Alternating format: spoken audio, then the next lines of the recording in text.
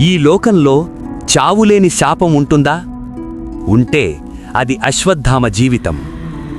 పుట్టినప్పుడు అతని నోట్లో పాలు లేవు, కళ్లలో నిద్రలేదు, తండ్రి చేతుల్లో పేదరికం తప్ప ఇంకేమీ లేదు. బాల్యంలోనే అతను నేర్చుకున్న మొదటి పాఠం ఇదే: ఈ ప్రపంచం దయచూపదు. అతని నుదుటిపై ఉన్న మణి దేవుడిచ్చిన వరం కాదు, భవిష్యత్తు శాపాలికి ముద్ర.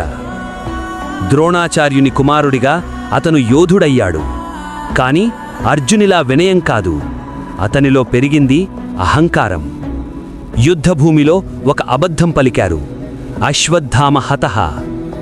తండ్రి ఆయుధం వదిలాడు, తండ్రి ప్రాణం విడిచాడు. ఆ క్షణంలో యోధుడు చనిపోయాడు, పగ పుట్టింది. రాత్రి నిద్రలో ఉన్న పిల్లలపై అతను కత్తి ఎత్తాడు. వీరత్వం కాదు, పోరాటం కాదు, ఇది అంధకారంలో చేసిన పాపం. ఆ రక్తం అతని చేతులపై కాదు, అతని ఆత్మపై పడింది.